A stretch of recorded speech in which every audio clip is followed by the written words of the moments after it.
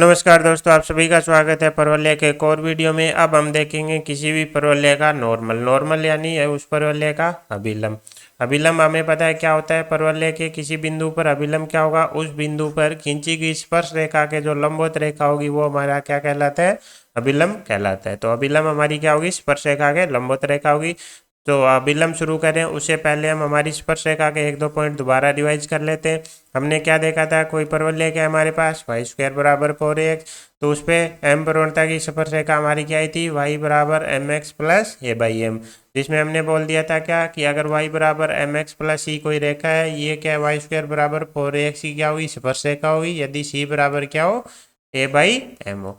दूसरा हमने देखा था कि परवलय वाई स्क्वायर बराबर 4x के कोई बिंदु लिया पी टी, उस पर हमने कोई स्पर्श रेखा खींची तो उसकी प्रवणता हमारी क्या निकल के आई थी, 1/t। तो ये वो दो चीज़ें हैं जो हमारे अभी भी काम में आएगी। तो सबसे पहले हम देख लेते हैं बिंदु रूप, जिसे हम क्या बोल सकते हैं, कार्टेशियन फॉर्म भी बोल सकते हैं, जिसमें हमें क्या दिया होगा, परवलय पे एक बिंदु दिया होगा और ये क्या बोल रहा है, उस पर अभिलंब का समीकरण ये निकल के आएगा। तो हम देखते हैं ये समीकरण कैसे निकल के आएगा। तो हमें पता है किसी भी बिंदु पर अभिलंब अभिलंब और क्या होगा, इस बिंदु से गुजरने वाली क्या होगी, रेखा तो होगी, है ना, रेखा ही होगी। लेकिन अगर हमें कोई रेखा की समीकरण चाहिए तो हमें क्या चाहिए, एक बिंदु चाहिए और उस रेखा की क्या चाहिए, प्रवणता चाहिए। तो हमारा बिंदु तो क्या हो गया x1 y1, हमें क्या चाहिए, इसकी प्रवणता चाहिए। लेकिन हमें पता है वाई स्क्वायर बराबर 4x हमारा क्या है, परवलय। प्रवणता के लिए हम क्या कर सकते हैं, इसका अवकलन कर सकते हैं। तो 2y into D Y by D x बराबर क्या आ जाएगा, 4a। यहाँ से d Y by D x बराबर क्या आ जाएगा, 2a डिवाइडेड बाई y। अब हम बात कर रहे हैं किसकी, x1 y1 पर। इस बिंदु पर अगर हमने d Y by D x में बिंदु रखेंगे तो क्या आ जाएगी, प्रवणता। लेकिन ये तो किसकी प्रवणता आएगी, इस बिंदु पर स्पर्श रेखा की प्रवणता आएगी। मान लेते हैं वो क्या है हमारी m1, तो स्पर्श रेखा की इस पर प्रवणता कितनी आ जाएगी, 2a divided by y1, 2a divided by y1 आ जाएगी। लेकिन हमें तो क्या चाहिए, अभिलंब की प्रवणता। मान लेते हैं अभिलंब की प्रवणता क्या है, m2, दोनों के लंबवत, तो m2 m1 बराबर क्या हो जाएगा, -1। तो यहाँ से अभिलंब की प्रवणता क्या निकल के आ जाएगी, माइनस का y1 डिवाइडेड बाई 2a। तो हमारे पास प्रवणता आ गई, बिंदु है, तो क्या आ जाएगी, रेखा की समीकरण क्या आ जाएगी, y माइनस y1 बराबर m की जगह क्या आ जाएगा, y1 divided by 2a into x minus x1। तो ये अभिलंब की क्या आ गई, समीकरण आ गई। कैसे कि हमें क्या चाहिए, एक बिंदु दिया गया, हमें सिर्फ क्या चाहिए थी, अभिलंब की प्रवणता। हमने क्या किया, इसका अवकलन करके किसकी प्रवणता निकाल ली, स्पर्श रेखा की। हमें पता है अभिलंब स्पर्श रेखा के क्या होगा, लंबवत। तो दोनों की प्रवणताओं का गुणनफल क्या आएगा, -1। तो यहाँ से क्या आ गई, अभिलंब की प्रवणता आते ही क्या आ गई, समीकरण आ गई। दूसरा हम क्या कर सकते हैं कि x1 y1 बिंदु पर, ये बिंदु का है हमारा, परवलय पर है, इस पर स्पर्श रेखा की समीकरण क्या हो जाएगी, t बराबर 0, यानी y1 बराबर 2a into x plus x1 हो जाएगी। जिसे क्या लिख सकते हैं, 2ax प्लस 2a(x1), यानी इस बिंदु पर स्पर्श रेखा की समीकरण आ गई 2ax minus y1 plus 2a(x1) बराबर 0। ये हमारी किसकी रेखा की समीकरण है, टेंजेंट की है। हमें पता है विलंब तो क्या आएगा, इसके लंबवत, यानी इसके परपेंडिकुलर हमें क्या चाहिए, रेखा चाहिए, वो हमें निकालनी आती है। हमें क्या करना है, x और y के गुणांक आपस में इंटरचेंज कर देने। जैसे इंटरचेंज करेंगे उसके बाद क्या कर देना है, ये साइन चेंज कर देना है y का, तो माइनस से प्लस हो जाएगा, प्लस एक नया कांस्टेंट लेमडा आ जाएगा। ये आ गई किसकी, दी गई रेखा के टेंजेंट के लंबवत रेखा की समीकरण, जो कि हमारा क्या बन जाएगा, अभिलंब बन जाएगा। और अगर अभिलंब होगा तो ये x1 y1 से भी जाएगा, तो इसे संतुष्ट करा देते हैं। तो x1 y1 plus 2a(y1) plus lambda बराबर 0। तो यहाँ से हमारे पास क्या आ गई, लेमडा की वैल्यू आ गई -x1 y1 माइनस 2a(y1). इसमें बस यही था हमारे पास अननोन। लेमडा की वैल्यू के लिए हमने क्या किया, बिंदु से संतुष्ट करा दिया। तो हमारा अभिलंब क्या निकल के आ गया, xy1 plus 2ay minus x1 y1 minus 2a(y1) बराबर 0। ठीक है, तो ये हमारा विलंब फाइनली निकल के आ गया। ये अगर इसको हम ओपन करेंगे तो सेम ही समीकरण निकल के हमारे पास आएगी। अगर हम ध्यान से देखें, हमें क्या बनाना है, ये 2ay माइनस 2ay1 में से क्या आ जाएगा, कॉमन आ जाएगा 2a, इन दोनों को दूसरी साइड ले जाते हैं तो माइनस का y1 कॉमन आके क्या बन जाएगा, x माइनस x1। तो y माइनस y1 बराबर क्या आ गया, minus y1 divided by 2a into x minus x1। वही चीज़ निकल के आ गई जो हमने पिछले मेथड में देखी थी। तो ये हो गए हमारे दो मेथड। कैसे कि आपके पास क्या है, बिंदु दिया गया है, आप क्या कर लो, उसकी प्रवणता निकाल लो। दूसरा मेथड क्या है कि आप टेंजेंट निकाल लो, उसके क्या निकाल लो, परपेंडिकुलर रेखा निकाल लो, वो क्या बन जाएगा, विलंब बन जाएगा। फिर लेमडा चाहिएगा, लेमडा के लिए उसको क्या कर दो, x1 y1 से पास करवा दो।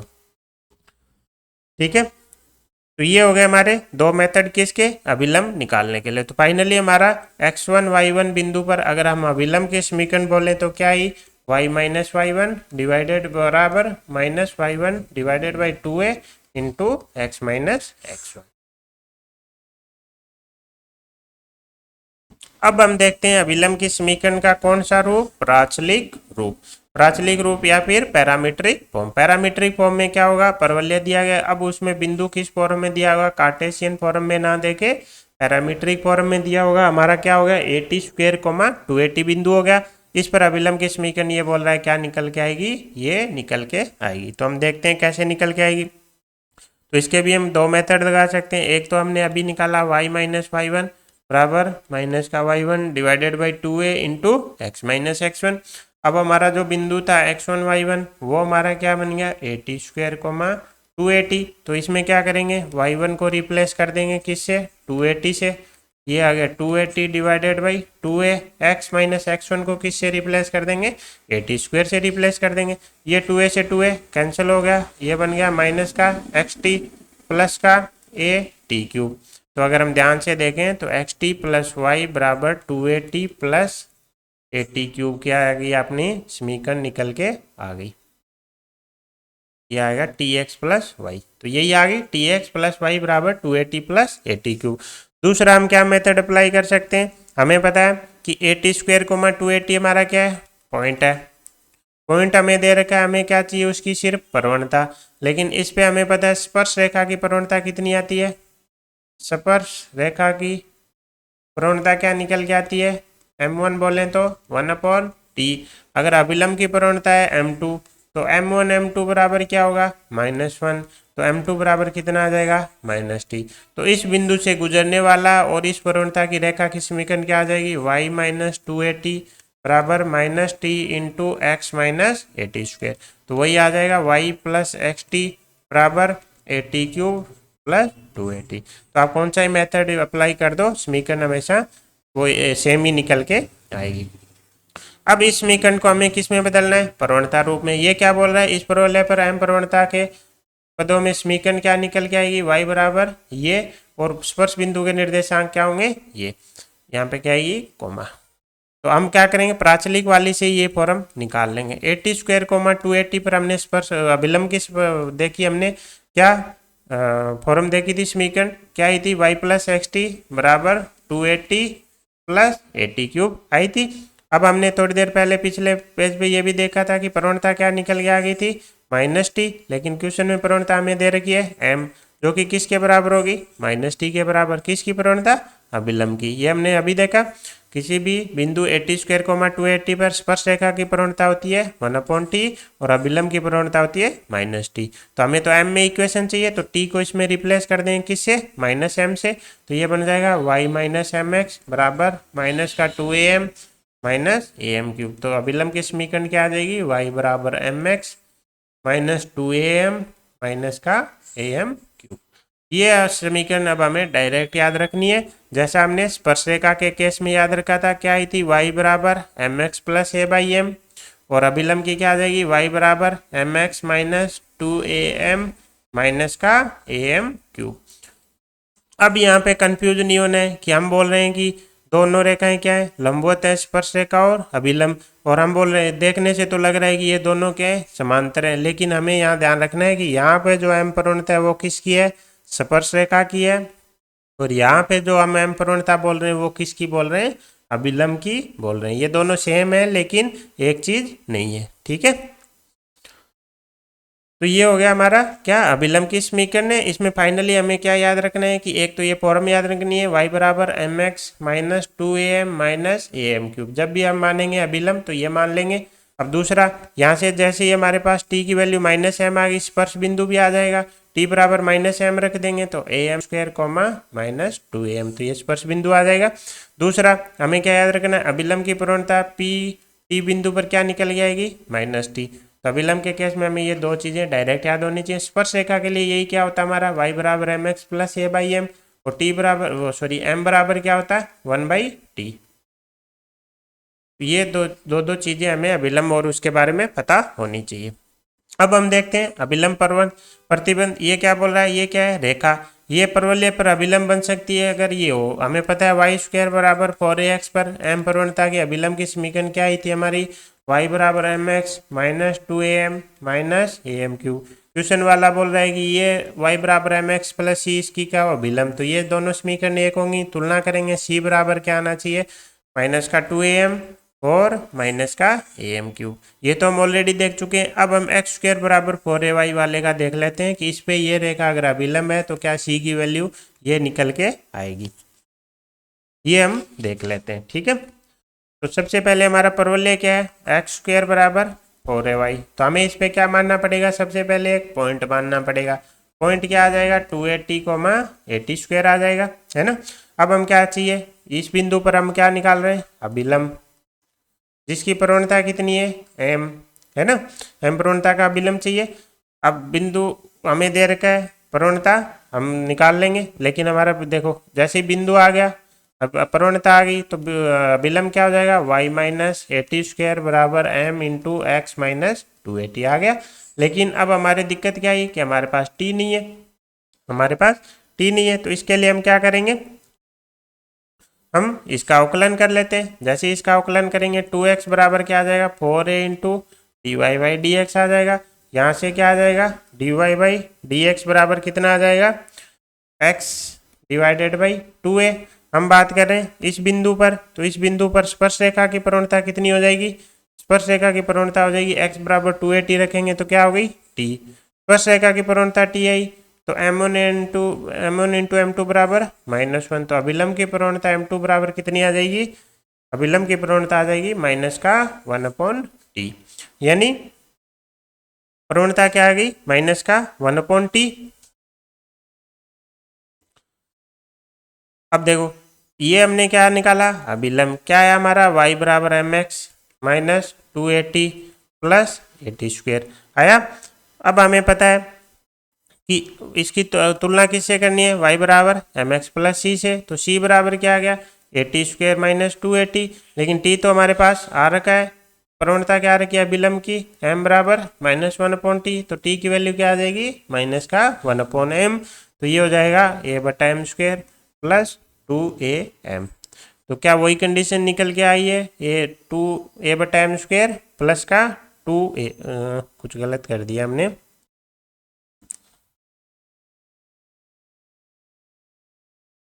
ओके यहाँ पे 2a इंटू एम भी आएगा ना, ये मल्टीप्लाई में हो गए 2atm आएगा, यहाँ पे m भी आएगा तो ये m कैंसिल हो जाएगा, प्लस का 2a आ जाएगा।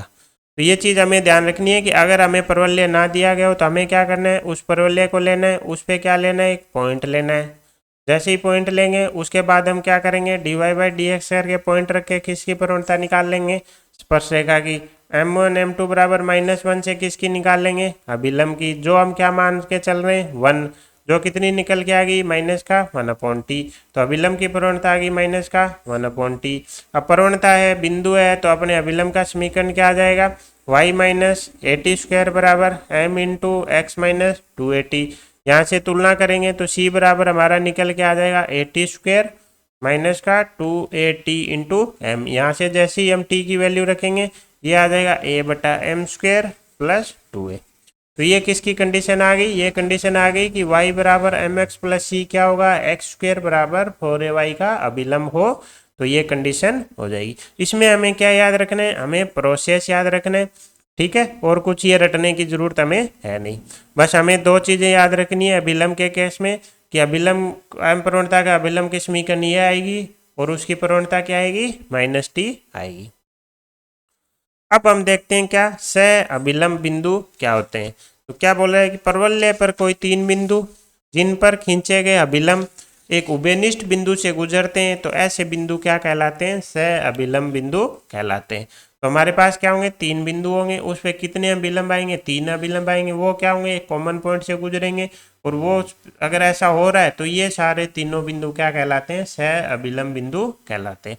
हम क्या देखेंगे, इसका उल्टा देखेंगे। हम क्या करेंगे, एक परवलय के अंदर क्या लेंगे, बिंदु h के लेंगे और उससे क्या करेंगे, तीन अभिलंब खींचेंगे। वो अभिलंब परवलय को जहाँ पे मिलेंगे ना, जहाँ पे उनके क्या आएंगे, फुट आएंगे, वो हमारे क्या कहलाएंगे, सह अभिलंब बिंदु कहलाएंगे। यानी ये अगर हमारा परवलय है, ठीक है, तो इस पे हमने क्या ले लिया, एक बिंदु ले लिया। मान लेते हैं ये पहला अभिलंब है, ये दूसरा अभिलंब है और ये तीसरा अभिलंब है। तो हमने क्या किया, परवलय के अंदर बिंदु लिया, उससे क्या लिए, तीन अभिलंब लिए। तीनों अभिलंब मान के चल रहे हैं कि h कैसे ही खींच रहे हैं। तो ये जो तीन बिंदु आए हमारे ए बी सी, ये हमारे क्या कहलाएंगे, सह अभिलंब बिंदु कहलाएंगे। इसने क्या बोला, उल्टा बोला है कि ए बी सी के पे क्या किए, तीन अभिलंब खींचे, वो कहाँ जाके मिले, एक बिंदु पे। अगर ऐसा हो रहा है तो ए बी सी क्या कहलाएंगे, सह अभिलंब बिंदु कहलाएंगे। हम क्या देख रहे हैं कि हमने एक परवलय के अंदर बिंदु लिया h के, उससे हमने तीन अभिलंब खींचे और वो तीनों अभिलंब के जो फुट निकल के आएंगे वो क्या कहलाएंगे, सह अभिलंब बिंदु कहलाएंगे। अब हम मान लेते हैं इसकी प्रवणता m1 है, इसकी प्रवणता m2 है, इसकी प्रवणता m3 है। तो हमें पता है जब भी हमें अभिलंब की क्या माननी हो, समीकरण माननी हो, तो हम क्या मानेंगे, y बराबर mx minus 2am minus am³ मानेंगे। हमें पता है यह अभिलंब हमारा कहाँ से गुजर रहा है, इस बिंदु से गुजर रहा है, तो इससे क्या करा देंगे, संतुष्ट करा देंगे। जैसे इसे संतुष्ट कराएंगे हमारे पास क्या होगा, m में क्यूबिक इक्वेशन आएगी, क्या आई, am³ plus m into 2a minus h plus k बराबर 0। तो यहाँ से हमें पता चल गया कि m में क्यूबिक है तो इसकी क्या आएंगी, तीन वैल्यू आएंगी, जिससे तीन अभिलंब आ जाएंगे। तो हमारी इक्वेशन क्या निकल के आ गई, am³ plus m into 2a minus h plus k बराबर 0। तो किसी भी क्यूबिक इक्वेशन के तीन मूल हैं, तो तीन में क्या संभावना हो सकती है कि तीनों क्या आ जाए, वास्तविक आ जाए। तो उस केस में क्या होंगे, हमारे तीन अभिलंब संभव होंगे। दूसरा केस क्या हो सकता है कि एक ही मूल क्या हो, वास्तविक हो, और दो क्या आ जाए, काल्पनिक आ जाए। तो इस केस में क्या होगा, हमारा सिर्फ एक अभिलंब आएगा। अब ऐसा क्यों, दो वास्तविक क्यों नहीं हो सकते, दो वास्तविक होंगे तो काल्पनिक कितना बनाना पड़ेगा, एक को। लेकिन हमें पता है काल्पनिक रूट एक दूसरे के क्या होंगे, कॉन्जुगेट। यानी एक अगर काल्पनिक आ गया तो दूसरा तो आएगा ही आएगा।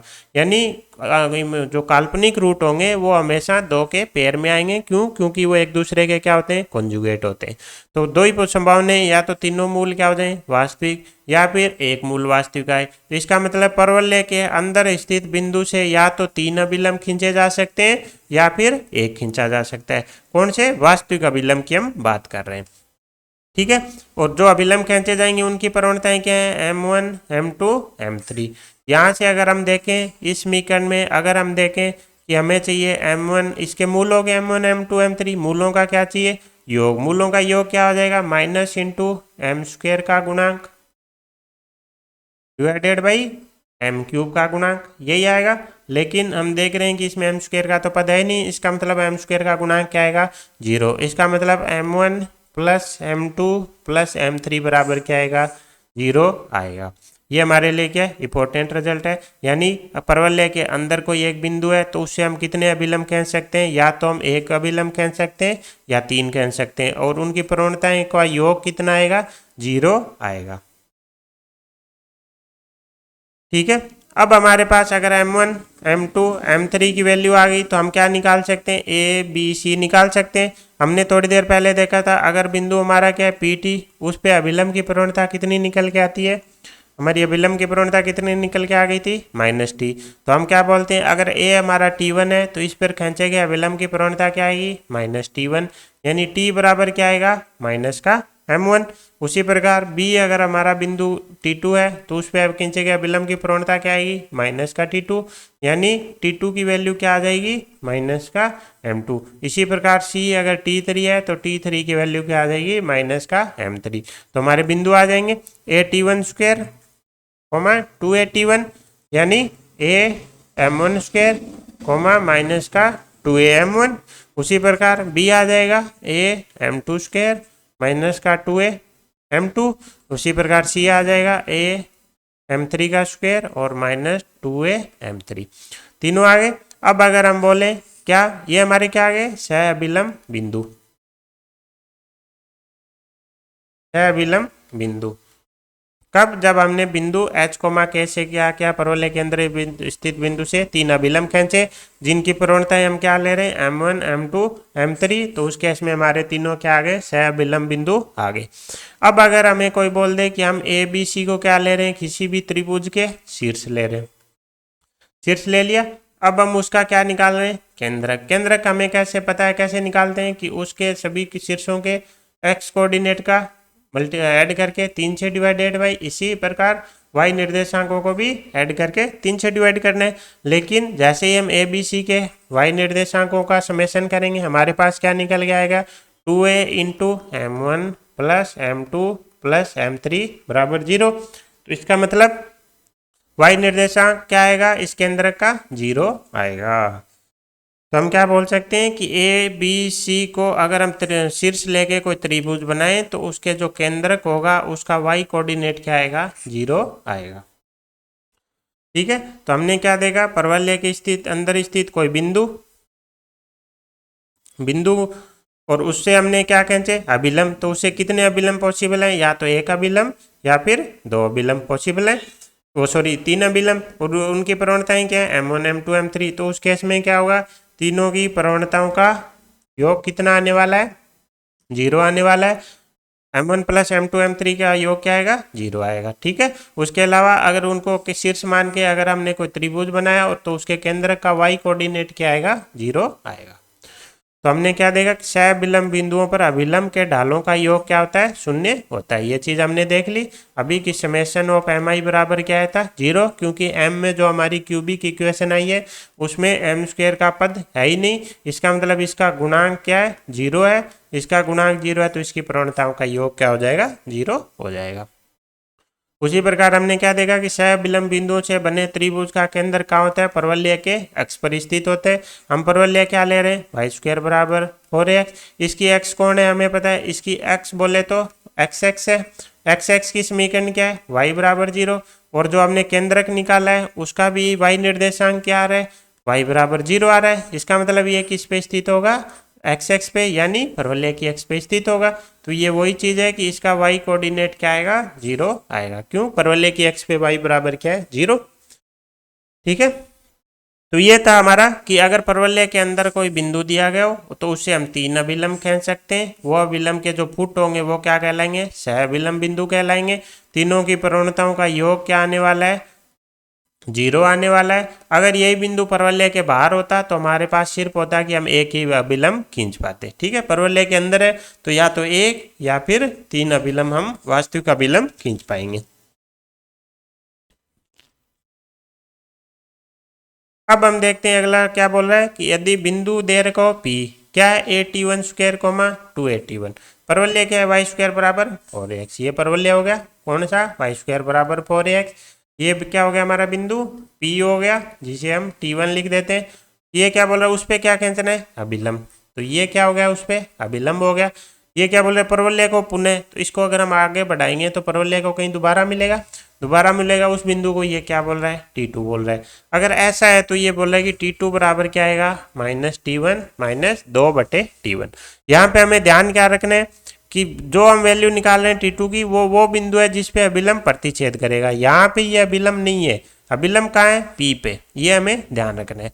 t1 पे क्या है, अभिलंब है। t2 पे क्या हो रहा है, प्रतिच्छेद। t2 क्या है, अभिलंब और परवलय का पॉइंट ऑफ इंटरसेक्शन। तो ये कैसे आता है, ये अभी हम देख लेते हैं। तो सबसे पहले हमारे पास अभिलंब किस पे खींच रहे हैं हम, इस बिंदु पे। तो इस बिंदु पे अगर खींच रहे हैं तो इसकी प्रवणता क्या हो जाएगी, अभिलंब की -t1 हो जाएगी। एम प्रवणता का अभिलंब हम ऑलरेडी जानते हैं, एम एक्स माइनस का 2am माइनस का am क्यूब। तो इसमें हम क्या करेंगे, m बराबर माइनस T1 रख देंगे। जैसे ही रखेंगे तो x T1 प्लस वाई बराबर 2a T1 plus a T1 cube. ये किसकी समीकरण आ गई, P बिंदु पर अभिलंब की समीकरण आ गई। ये हमें पता है वापिस जाके किस पे कट कर रहा है, QT2 को। इसका मतलब QT2 हमारे परवलय पे स्थित होगा, परवलय पे स्थित होगा तो इसको सेटिस्फाई करेगा, सेटिस्फाई करवा देते हैं। तो T1 इंटू एक्स, एक्स की जगह क्या आ जाएगा AT2 स्क्वायर प्लस वाई की जगह क्या आ जाएगा 2AT2 बराबर क्या है 2AT1 प्लस AT1 क्यूब। अब हम इसको सोल्व करने की कोशिश करते हैं। सब में से हमें पता है ए आके तो कैंसिल आउट हो जाएगा। यहाँ क्या बचा T1 T2 का स्क्वायर प्लस 2T2 बराबर 2T1 प्लस T1 का क्यूब। इन दोनों को एक तरफ रख लेते हैं। जैसे ही एक तरफ रखेंगे हमारे पास क्या आ जाएगा, ये या फिर सबको एक तरफ ले लेते हैं। तो T1 क्यूब ये माइनस T1 T2 स्क्वायर आ जाएगा प्लस 2T1 माइनस 2T2 आ जाएगा। सबको एक तरफ कर लिया। इसमें से क्या है हमारा T1 कॉमन आ जाएगा। जैसे ही T1 कॉमन आएगा अंदर बचेगा T1 का स्क्वायर माइनस T2 का स्क्वायर। इसमें से 2 कॉमन आ जाएगा, T1 माइनस T2 बराबर 0। ये हमें पता है T1 minus T2 into T1 plus T2 बन जाएगा plus 2 into T1 minus T2 बराबर 0 आ गया। पूरे में से क्या है T1 माइनस T2 बाहर आ जाएगा।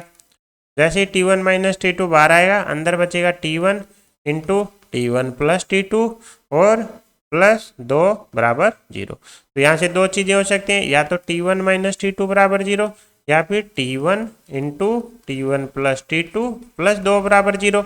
यहाँ से क्या आ गया T1 बराबर T2, जो कि पॉसिबल नहीं है क्योंकि हम क्या है P और Q को अलग अलग बिंदु मान रहे हैं। तो T1 बराबर T2 तो हो नहीं सकता, तो ये केस तो हो नहीं सकता। हमारे पास क्या बचा, ये इसको हम क्या बोलेंगे, ये हमारा हो जाएगा T1 square plus T1 T2 plus 2 बराबर 0। हमें तो T2 की वैल्यू चाहिए, तो T1 T2 बराबर आ जाएगा माइनस का T1 स्क्वायर माइनस 2।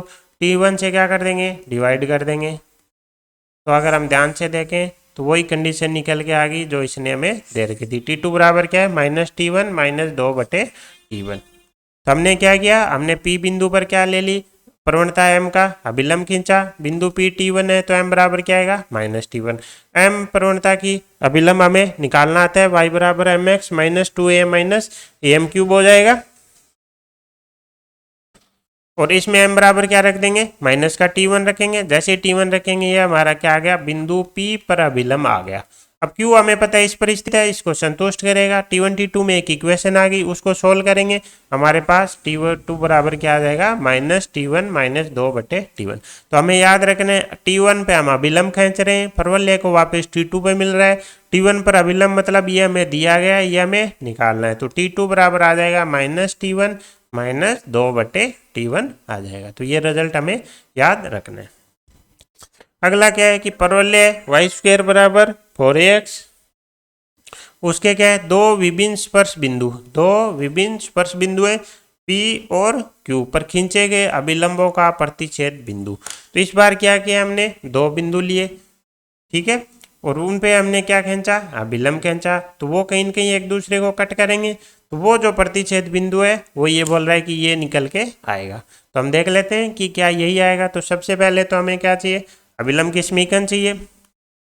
PT1 पर m प्रवणता का क्या आ जाएगा, y बराबर m x minus 2am minus am cube. m बराबर क्या हो जाएगा माइनस T1। तो हमारे पास समीकरण बन जाएगी XT1 प्लस y बराबर 2AT1 प्लस AT1 क्यूब। पहली समीकरण आ गई। दूसरा क्या है, दूसरा अभिलंब QT2 है, जो कि क्या आ जाएगा y बराबर m x minus 2am minus am cube आएगा। लेकिन इस बार m बराबर वैल्यू आएगी माइनस T2। तो यह हो जाएगा XT2 प्लस y बराबर 2AT2 प्लस AT2 क्यूब। अब अगर हम ध्यान से देखें तो ये हमारी क्या प्रवणता फॉर्म में अभिलंब है और ये हमारा प्राचलिक रूप में है। तो इसको हमें अलग से याद रखने की जरूरत नहीं है, हम एक ये याद रखेंगे और m बराबर माइनस T याद रखेंगे, ये अपने आप निकल के आ जाएगी। अब हमें इन दोनों का क्या चाहिए, प्रतिच्छेद बिंदु चाहिए। तो कुल मिला के x और y की वैल्यू चाहिए, हमें इनको सोल्व करना है। तो हमें दिख रहा है कि पहली को दूसरी में से माइनस कर देंगे तो y तो कैंसिल आउट हो जाएगा। तो हमारे पास क्या बच जाएगा, XT1 minus x T to बराबर में क्या आएगा 2a_t1 plus a_t1 cube minus 2a_t2 minus a_t2 cube. अब इसमें से x कॉमन आ जाएगा t1 माइनस t2। अब हमें पता है इसमें से क्या होगा 2a कॉमन आके t1 माइनस t2 और इन दोनों में से a कॉमन आ जाएगा, अंदर बचेगा t1 cube minus t2 cube. तो ये होगा 2a into t1 minus t2 plus a तो हमारा जी चल ही रहा है।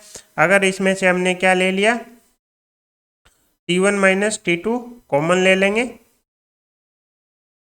जैसे t1 माइनस t2 कॉमन लेंगे अंदर बचेगा t1 square plus t2 square plus t1 t2। अब हमें दिख रहा है कि सभी में से क्या t1 t2 अपना आके कैंसिल आउट हो जाएगा। x बराबर बचेगा 2a, यहाँ बचेगा a into t1 square plus t2 square plus t1 t2। तो हमारा x कोऑर्डिनेट तो निकल के आ गया 2a plus a into t1 square t2 square t1 t2। तो x निर्देशांक तो उसका आ गया। अब x आ गया तो किसी भी समीकरण में x की वैल्यू रखेंगे तो हमारे पास क्या आ जाएगा y आ जाएगा। तो y बराबर क्या है minus x t1 plus 2a_t1 plus a_t1 cube. Minus x की जगह अब क्या रख देंगे x की वैल्यू रख देते हैं 2a plus a into t1 square plus t2 square plus t1 t2 into multiply में क्या है t1 प्लस क्या है 2a_t1 प्लस a_t1 क्यूब। अब हमें इसको बस सोल्व करना है। माइनस का 2a आ गया 2a_t1 आ गया माइनस का a_t1 क्यूब माइनस का a_t1 t2 स्क्वेयर माइनस का a_t1 स्क्वेयर t2 और प्लस का 2a_t1 प्लस a_t1 क्यूब। तो ये 2a_t1 कैंसिल हो गया, a_t1 क्यूब गया, हमारे पास क्या बच गया माइनस का a_t1 t2 स्क्वेयर माइनस का a_t1 स्क्वेयर t2। तो इसमें से माइनस a_t1 t2 कॉमन आ जाएगा, अंदर बचेगा t1 प्लस t2।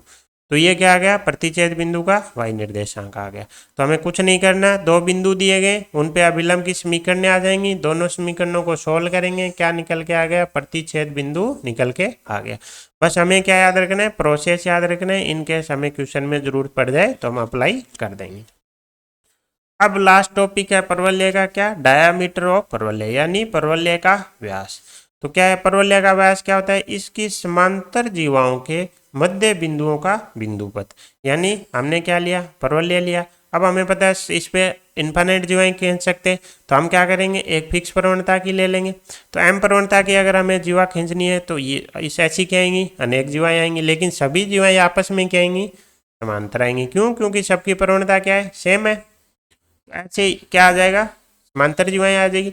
यानी एक फिक्स प्रवणता की अगर हम जीवाएं ले लें और फिर उनका क्या ले लें मध्य बिंदु, तो इनको जो मिलाने वाली रेखा आएगी वो हमारी क्या कहलाएगी परवलय का व्यास कहलाएगी। तो हमारे पास दो चीजें, एक तो क्या है समांतर जीवाएं, दूसरा उनका क्या है मध्य बिंदु। बस दो चीजें याद रखनी चाहिए व्यास के केस में कि समांतर जीवाएं होंगी और मध्य बिंदु होगा। तो ये आगे क्या बोल रहे हैं वाई स्क्वायर बराबर 4x परवलय है, उस पर m प्रवणता वाली जीवाओं को समद्विभाजित करने वाला व्यास क्या आएगा y बराबर 2a/m आएगा। तो ये हम देख लेते हैं कैसे आएगा। तो सबसे पहले हमारा परवलय क्या है वाई स्क्वायर बराबर 4ax, हमें m क्या दी गई है प्रवणता किसकी जीवा की, जीवा की है। हम एक जीवा उठा लेते हैं और उसका मान लेते हैं मध्य बिंदु क्या है h, k है। हमें पता है जब जीवा का मध्य बिंदु दिया गया हो तो हम उसकी क्या निकाल सकते हैं समीकरण निकाल सकते हैं, क्या आती है t बराबर s1। तो ये क्या हो जाएगी ky minus 2a into x plus H बराबर क्या आ जाएगा के स्क्वेयर माइनस का 4ax। तो यहाँ से अगर हम देखें तो ky बराबर आ गया 2ax प्लस 2ah, उधर जाएगा तो सिर्फ माइनस का बचेगा तो के स्क्वेयर माइनस 2ah। ये क्या आ गई उस जीवा की समीकरण जिसका मिड पॉइंट क्या है h, k है। अगर हम यहाँ से इसकी प्रवणता निकालें तो हमारी प्रवणता क्या निकल के आ जाएगी 2a/k। लेकिन क्वेश्चन में तो हमें प्रवणता क्या दे रखी है m, इसका मतलब m बराबर कितना आ गया 2a/k। तो h और k में क्या आ गई एक समीकरण, इसका हमें क्या चाहिए था लोकस बिंदुपथ चाहिए था, तो h और k में एक समीकरण चाहिए, समीकरण आ गई। अब h और k को किससे रिप्लेस कर देंगे x और y से, तो m बराबर क्या आ जाएगा 2a/y, तो y बराबर क्या आ जाएगा 2a/m आ जाएगा। तो आप डायरेक्ट याद रखना चाहो तो डायरेक्ट याद रख लो, y बराबर 2a/m क्या होता है, m प्रवणता वाली जीवाओं के संगत व्यास का समीकरण होता है। कैसे आता है वो हमने देख लिया, हमें पता है इसके इनके मध्य बिंदु का बिंदु पद चाहिए तो मध्य बिंदु मान लिया। फिर हमने क्या किया, जीवा की समीकरण निकाल ली, उससे हमने क्या निकाल ली, प्रवणता निकाल ली, और प्रवणता हमारी आई उसको किसके बराबर रख दिया, m के बराबर। उससे क्या आई, h के में एक समीकरण, h और k को xy से रिप्लेस करते ही हमारा क्या आ गया, बिंदु पता आ गया मध्य बिंदु का, y बराबर 2a/m, जो कि हमारा क्या बन जाएगा, व्यास बन जाएगा।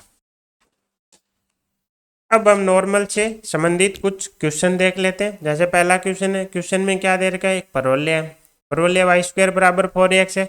किसकी बात कर ली, नाभिलंब। तो सबसे पहले तो हमें नाभिलंब के सिरे आने चाहिए। आपको याद हो तो ऐसा डायग्राम था, ये नाभि थी जिसकी वैल्यू क्या थी, a,0, तो हमारे नाभिलंब निकल के आए थे a,2a और a,-2a।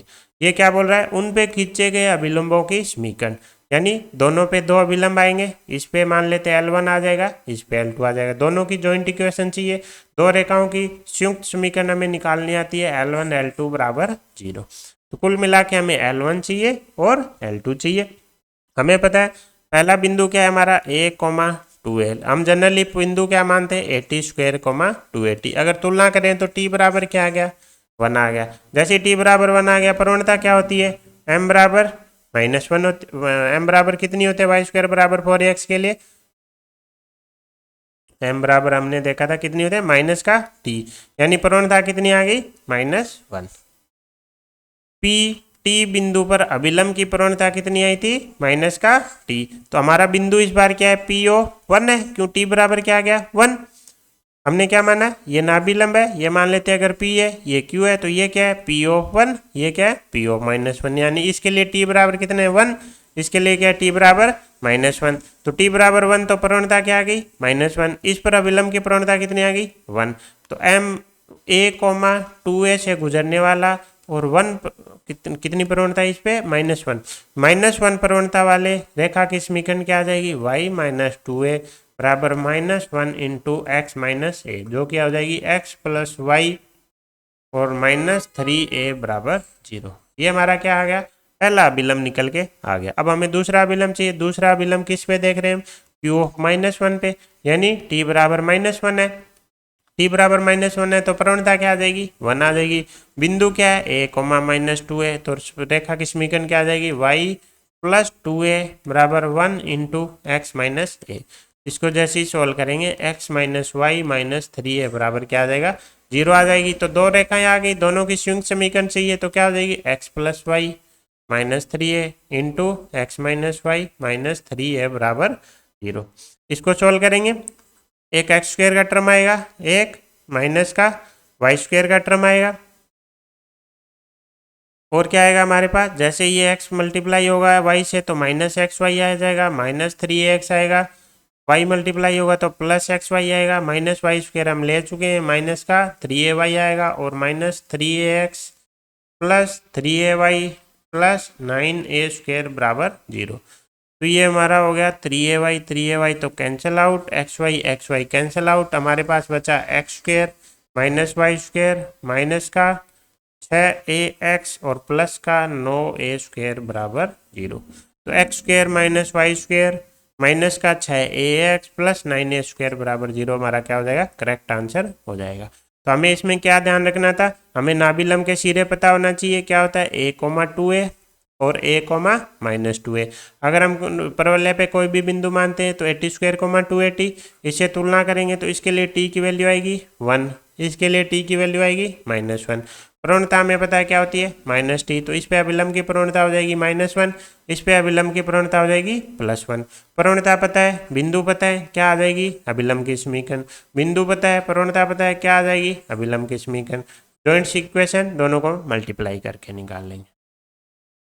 अगला क्वेश्चन क्या बोल रहा है कि ये रेखा है और परवलय पे अभिलंब है, तो हमें याद आ जाना चाहिए कि अभिलंब की कंडीशन क्या थी। हम अभिलंब क्या मानते थे, y बराबर -ax माइनस का 2am माइनस का am³। इससे अगर तुलना करें तो a की वैल्यू कितनी आ रही है हमारी, -2 यहाँ से, और इसको अगर हम y बराबर mx + c की फॉर्म में रखें तो -2x - k। अब ये दोनों रेखाओं की तुलना करनी है, तो m बराबर कितना आ गया, -2। माइनस के बराबर क्या आ गया, माइनस का 2am माइनस का am क्यूब, यानी के बराबर आ गया 2am प्लस am क्यूब। तो 2 इंटू ए की जगह -2, m की जगह -2, प्लस ए की जगह -2, m की जगह -2। ये हमारा बन गया 2 2 4 2 प्लस का 8 और वो बन गया 8 2 16। तो के की वैल्यू क्या आ गई, 24 आ गई। हमें कुछ नहीं करना था, हमें अभिलम्ब की समीकरण याद होनी चाहिए, m x minus 2am minus am cube, तुलना की m की वैल्यू आ गई, दूसरा कांस्टेंट की तुलना की k की वैल्यू आ गई। अगला क्वेश्चन क्या बोल रहा है, एक परवलय है, उसके बिंदु पर खींची गई अभिलम्ब जीवा, तो बिंदु पर खींची गई अभिलम्ब जीवा, और ये क्या बोल रहा है, बिंदु क्या है, ऐसा है जिसका भुज और कोटि क्या है, बराबर है। वो क्या बोल रहा है, किस पर समकोण अंतरित करेगी, यानी ये कोई बिंदु होगा, मान लेते हैं 80 स्क्वायर कोमा 280, इस पे हम क्या खींचेंगे, अभिलम्ब। अभिलम्ब क्या करेगा, इसको कहीं काटेगा भी आगे, तो ये क्या बन जाएगी, ये कितनी हमारी इसकी जीवा भी बन जाएगी, इसे हम क्या बोल देंगे, अभिलम्ब जीवा बोल देंगे। अब इसके तो एंड पॉइंट है, ये किस बिंदु पर समकोण बनाएंगे, ये बोल रहा है जैसे इसकी नाभि है, तो क्या बोल रहा है कि ये 90 डिग्री होगा, या फिर ये ऐसे शीर्ष पर 90 डिग्री बनाएगी, किस पे बनाएगी। तो सबसे पहले तो हमें क्या बोल रहा है, ये भुज और कोटि क्या है, बराबर, तो इसका मतलब 80 स्क्वायर बराबर क्या है, 280। तो सबसे पहले तो हमारे पास यह क्या आ जाएगा, बिंदु आ जाएगा, 80 स्क्वायर को मैं 280 बराबर कर देंगे। जैसे ही बराबर करेंगे टी की वैल्यू आ जाएगी, यहाँ से टी बराबर हमारा आ जाएगा कितना, 2। टी की वैल्यू आ गई। अब हमें क्या चाहिए, बिंदु आ गया हमारा, पी क्या आ गया, 2a कोमा नहीं, बिंदु आएगा 4a, 80 स्क्वायर है ना, तो 4a 280 बोले तो 4a, तो हमारा बिंदु आ गया। अब हमें क्या चाहिए, इस पर अभिलम्ब है, और वो क्या बनेगी आगे जाके, जीवा बनेगी।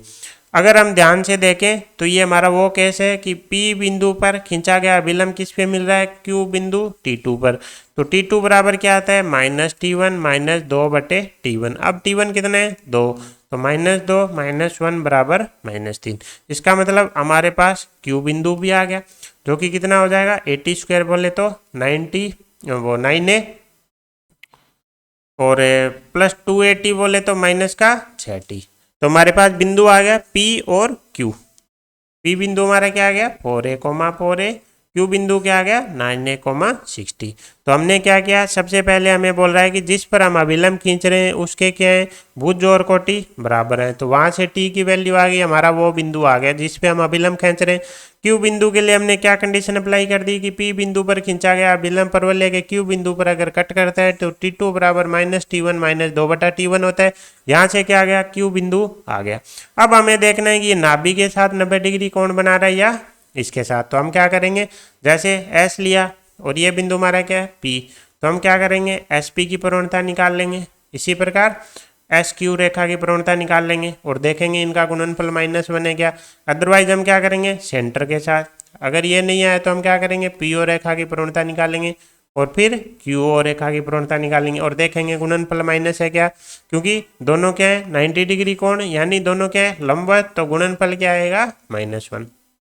तो हमें पता है इसकी नाभि क्या हो जाएगी, 1,0, नाभि तो हमारी 1,0 है। P बिंदु क्या आ गया, 4a, 4a, Q बिंदु क्या आ गया, 9a, -6 है। तो हमें क्या चाहिए, SP रेखा की प्रवणता चाहिए, तो क्या आ जाएगा, y2 - y1 divided by x2 - x1, जो कि कितना आ गया, 1/3। इसी प्रकार SQ रेखा की समीकरण चाहिए, तो y2 - y1 और x2 - x1, ये हमारा कितना आ गया, -6 डिवाइडेड बाई 8, ये 4 आएगा, सॉरी ऊपर 4 आएगा ना यहाँ पे, और ये हमारा क्या बन गया, -3/4। अगर हम ध्यान से देखें तो इनकी प्रवणताओं का गुणनफल क्या आ रहा है, -1 आ रहा है। इसका मतलब SP रेखा किसके लंबवत है, SQ के। इसका मतलब P एंड Q किस पे, PQ जो जीवा है वो हमारा नाभि पे क्या बना रही है, 90 डिग्री कोण बना रही है। तो हमारा करेक्ट आंसर क्या हो जाएगा, नाभि पर हो जाएगा। तो सबसे पहले क्वेश्चन में दी गया था कि भुज और कोटि, तो भुज और कोटि से P बिंदु आ गया। नाभि हमें पता है a,0 होने वाली है इस परवलय की, शीर्ष 0,0 होने वाला है। नाभि लंब के सिरे a,2 है और a,-2 है।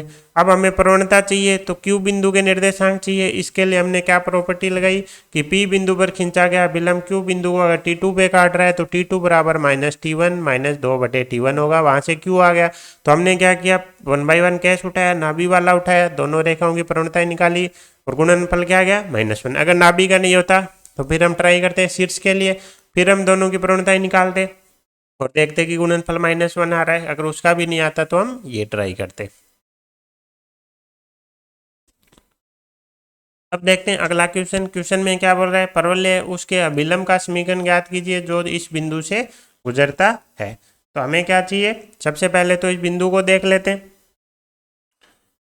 इस बिंदु को देखें तो y² बराबर क्या है 4ax, तो इसका क्या निकालना पड़ेगा पावर ऑफ पॉइंट, जो कि हो जाएगा 0 - 12 जो कि क्या है <0। इसका मतलब 3,0 हमारा कहाँ है, परवलय के अंदर स्थित है। तो अंदर स्थित में हमें पता है या तो एक अभिलंब आएगा या फिर 3 अभिलंब आएंगे। तो हमें वही प्रोसीजर अप्लाई करना है, y बराबर mx - 2am -am² हमारा परवलय हो जाएगा। a की वैल्यू 1 है और इसे किससे पास कराना है 3,0 से, तो ये 0 बराबर 3m - 2m -m²। यहाँ से हमारे पास क्या आ गया, ये सॉरी 2am³ होता है ना, ये am³, तो ये हमारे पास क्या आ गया m³ -m बराबर 0। m क्या करेंगे कॉमन ले लेंगे तो m² -1 बराबर 0। यहाँ से क्या आ जाएगा m बराबर 0, m बराबर 1, m बराबर -1। तीनों मूल क्या आ गए रियल, तीनों मूल रियल। तो कितने अभिलंब 3 अभिलंब। पहले अभिलंब के लिए जैसे m बराबर 0 रख देंगे, कहाँ रखेंगे इसमें, जैसे इसमें m बराबर 0 रखेंगे तो y बराबर क्या आ जाएगा 0। m बराबर 1 रखेंगे तो y बराबर क्या आ जाएगा x -2 -1, यानी y बराबर x -3 आ जाएगा। जैसे ही m बराबर -1 रखेंगे तो y बराबर -x +3 आ जाएगा। तो ये 3 अभिलंब आ गए इसके किसी भी बिंदु जो इस बिंदु से गुजरेंगे। तो ये हमारा वो केस था जब हमारे 6 अभिलंब बिंदु वाला पड़ा था, जिसमें एक बिंदु अगर अंदर है तो उसे या तो एक अभिलंब या 3 अभिलंब। प्रोसेस क्या था, अभिलंब की समीकरण मान लो, a की वैल्यू पुट की, उस बिंदु से पास कराया, m में क्यूबिक इक्वेशन आई, m की तीनों वैल्यू रियल आई, तो इसका मतलब 3 अभिलंब आएंगे। तीनों वैल्यू इसमें 1/1 रखी, तीनों अभिलंब की समीकरण निकल के आ गई। अब देखते हैं अगला क्वेश्चन। अगले क्वेश्चन में क्या बोल रहा है कि एक बिंदु है -2,0, उसे क्या है परवलय पर खींचे गए भिन्न अभिलंबों की संख्या बताओ। तो सबसे पहले तो हमें देखना है कि बिंदु परवलय के अंदर है या बाहर है। अगर अंदर है तो उसमें फिर हमें क्यूबिक इक्वेशन बनानी पड़ेगी और हम देखेंगे कि उसके मूल कैसे आ रहे हैं। अगर बिंदु बाहर है तो हम आंसर कर देंगे 1। तो हमें क्या निकालना पड़ेगा पावर ऑफ पॉइंट निकालनी पड़ेगी, जो कि हो जाएगा 1 + 8 - 2 - 3 क्या रहा है पॉजिटिव। इसका मतलब बिंदु कहाँ है बाहर स्थित है, तो बाहर से तो सिर्फ क्या पॉसिबल है एक ही अभिलंब पॉसिबल है। इन केस बिंदु अंदर होता तो हमें वही प्रोसेस अप्लाई करना पड़ता, y बराबर mx - 2am -m³।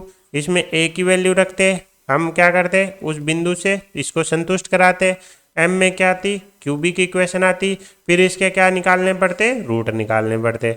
और अगर तीनों रूट वास्तविक तो 3 आंसर हो जाता, अगर एक ही रूट वास्तविक तो 1 आंसर हो जाता। लेकिन लकीली बिंदु कहाँ गया बाहर आ गया। अब देखते हैं अगला क्वेश्चन। क्वेश्चन क्या बोल रहा है कि एक बिंदु है से परवलय पर खींचे गए तीनों अभिलंब वास्तविक तथा भिन्न हो तो क्या कंडीशन आएगी। तो वही हमारा केस आ गया कि m में क्या आएगी एक क्यूबिक इक्वेशन आएगी, उसके फिर क्या आने चाहिए तीनों वास्तविक मूल आने चाहिए।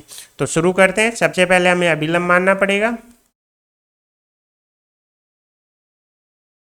अभिलंब को बिंदु h, k से गुजारना पड़ेगा। जैसे ही गुजारेंगे हमारे पास आएगी एक तो am³ की तरफ 2am माइनस का mh प्लस का k बराबर 0। अब ये क्या आ गई m में क्यूबिक इक्वेशन आ गई। क्वेश्चन वाला क्या बोल रहा है तीनों अभिलंब वास्तविक भिन्न होने चाहिए, इसका मतलब इसके 3 रूट आने चाहिए।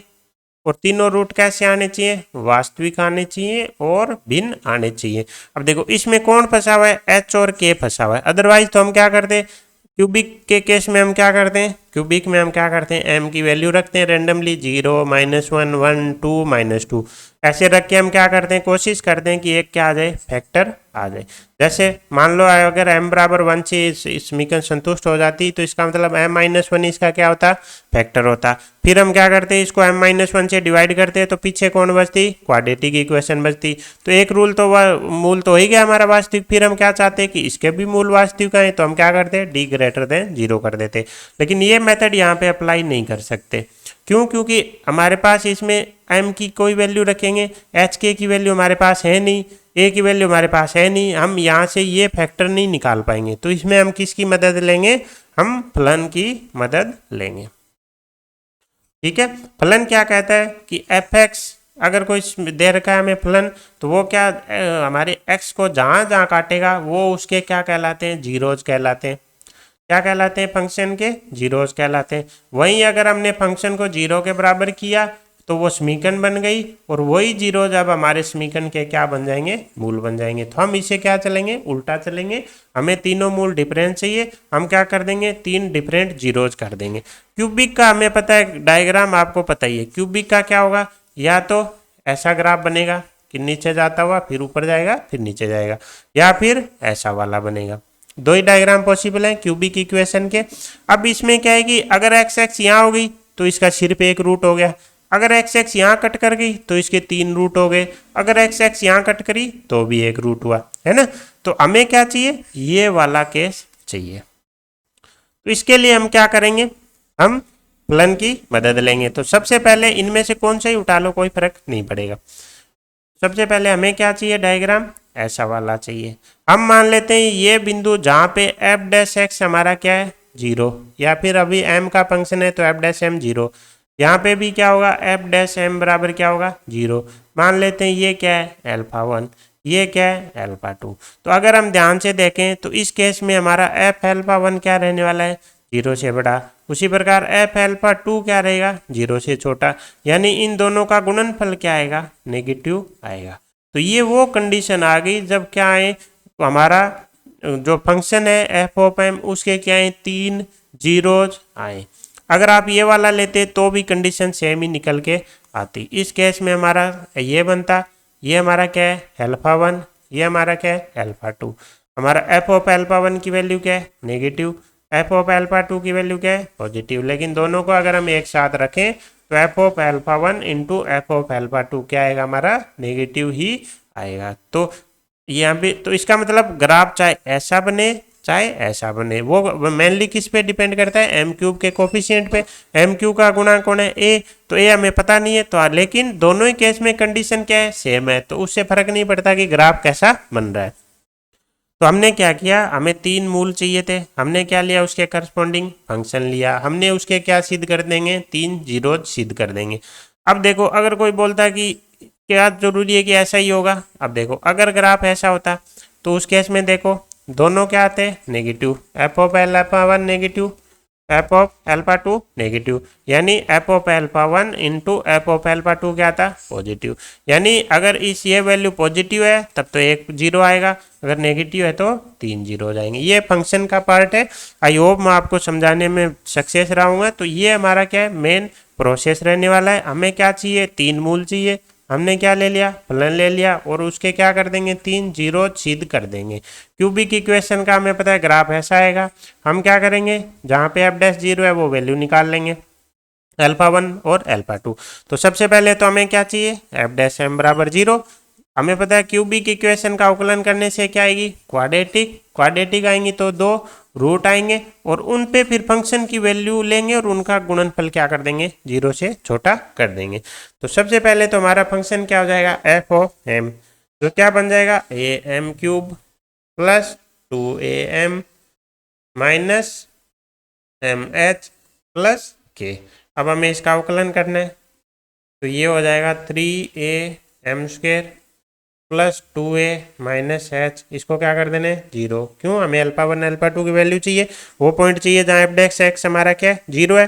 ठीक है, तो ये इससे क्या होगा, हमारा अल्फा 1 और अल्फा 2 की वैल्यू आ जाएंगी। तो यहाँ से जो हमारा निकल के आ जाएगा, m की वैल्यू आ जाएगी plus minus under the root h minus 2a divided by 3a। इनमें से प्लस लेने से मान लेते हैं अल्फा 1 है और माइनस लेने से जो वैल्यू आएगी वो अल्फा 2 आएगी। तो इसका मतलब अल्फा 1 की वैल्यू क्या आ गई हमारी H minus 2a divided by 3 है, जिसको क्या मान लेते हैं अल्फा। इसी प्रकार अल्फा 2 क्या हो जाएगा माइनस का H minus 2a divided by 3 है। तो अगर ये अल्फा है तो ये क्या बन जाएगा माइनस अल्फा बन जाएगा। यानी अल्फा बराबर हमारा क्या है H minus 2a divided by 3a और अल्फा 1 बराबर कितना है अल्फा और अल्फा 2 बराबर कितना है माइनस अल्फा। अब हमें क्या चाहिए, अब हमें चाहिए फंक्शन अल्फा 1 पे वैल्यू और अल्फा 2 पे वैल्यू, और उसको क्या कर देना है हमें, उसके लिए हमें इसको लेस देन 0 कर देना है। हमें पता है अल्फा 1 की वैल्यू हमने क्या ले ली एफ ऑफ अल्फा, अल्फा 2 की वैल्यू क्या ले ली F of minus alpha less than 0। तो एफ ऑफ एम में क्या करते हैं वैल्यू रख देते हैं, एम की जगह क्या आ जाएगा अल्फा, तो A alpha cube plus 2a alpha minus H alpha plus K, minus रखेंगे तो माइनस का ए अल्फा क्यूब बन जाएगा माइनस का 2a alpha plus H alpha minus का के, सॉरी ये माइनस का के है ना, ये माइनस का के, ये दोनों वैल्यू आ गई और ये हमें क्या चाहिए 0 से छोटा चाहिए। अब कुल मिला के हमें इसको क्या करना है सोल्व करना है। तो अगर हम ध्यान से देखें तो ये ए अल्फा क्यूब है plus 2a minus H into alpha लिख सकते हैं, और ये क्या है माइनस का के है, इसमें क्या है माइनस कॉमन ले लेते हैं, इसमें से पूरे में से माइनस कॉमन लेंगे क्या बचेगा A alpha cube plus 2a alpha minus H alpha plus K, और माइनस से को बैलेंस करने के लिए एस्मिका का क्या कर देंगे चिन्ह चेंज कर देंगे। तो इसको अगर हम ध्यान से देखें तो ये बन गया A alpha cube plus 2a minus H into alpha और प्लस के। अब ये हमारा क्या बन गया A minus B into A plus B, जो कि क्या बन जाएगा A square minus B square. तो ये क्या आ जाएगा A alpha cube plus 2a minus H into alpha का था whole square minus K square greater than 0। अब पहले में से क्या है अल्फा हमारा कॉमन आ जाएगा, बाहर आएगा तो अल्फा स्क्वेयर बचेगा, अंदर क्या बचेगा alpha square plus 2a minus H और माइनस के स्क्वेयर क्या चाहिए ग्रेटर देन 0 चाहिए। अब हमें अल्फा की वैल्यू पता है तो अल्फा से अल्फा स्क्वेयर आ जाएगा, अल्फा स्क्वेयर हमारा क्या था H minus 2a divided by 3, alpha square क्या था H minus 2a divided by 3a।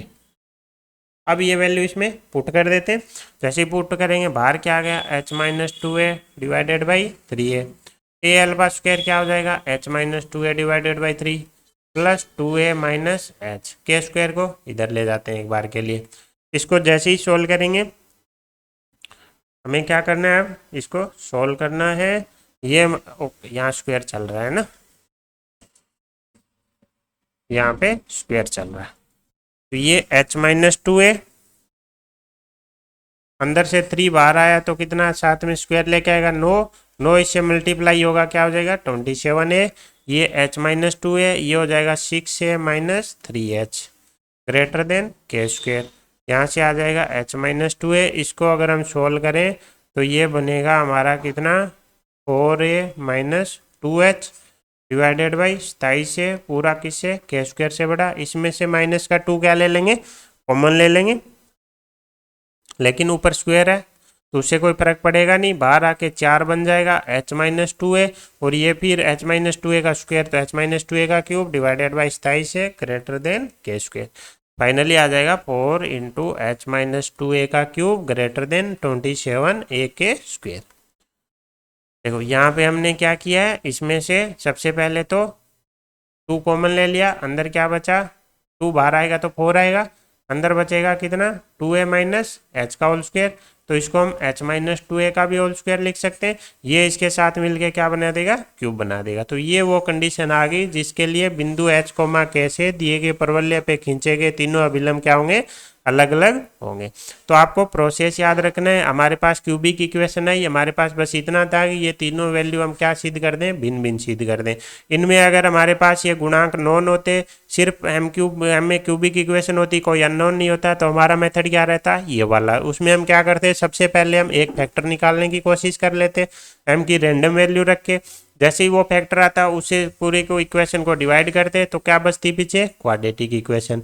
अब एक मूल तो आ चुका है, तीनों मूल भिन्न चाहिए तो हमें इसके भी दो मूल चाहिए वास्तविक, इसके लिए हम क्या लगा देते, डी ग्रेटर देन 0। उस केस में तो हमारा क्वेश्चन क्या हो जाता है, बहुत ही आसान हो जाता है। लेकिन ऐसा हमारे पास है नहीं, तो हमें किसकी मदद लेनी पड़ी, फलन की। हमें पता चल गया कोई भी फलन क्यूबिक फंक्शन होगा उसका या तो ऐसा डायग्राम आएगा या ऐसा आएगा। और ये मोड कितने, देखो ऐसा क्यों होता है, क्योंकि जैसे एफ है, एफ ऑफ एम हमारी की डिग्री कितनी है, 3। एक बार अवकलन करते ही डिग्री कितनी आ जाएगी, 2। अवकलन किसको बताता है कि जहाँ पे टेंजेंट की क्या आएगी, स्पर्शरेखा की प्रवणता 0। यानी 2 पॉइंट ऐसे होंगे जहाँ पे प्रवणता क्या होगी, 0। यानी 2 बार ग्राफ को क्या है, मुड़ना पड़ेगा। जैसे ऐसे जा रहा था तो एक बार यहाँ मुड़ गया और दोबारा यहाँ मुड़ गया। इसी प्रकार अगर ऐसे जा रहा होता तो एक बार यहाँ मुड़ा, एक बार यहाँ मुड़ा। यानी n डिग्री का अगर ग्राफ है तो वो n-1 बराबर मुड़ेगा। क्यों, क्योंकि सरल रेखा 1 डिग्री की रेखा सीधी आती है।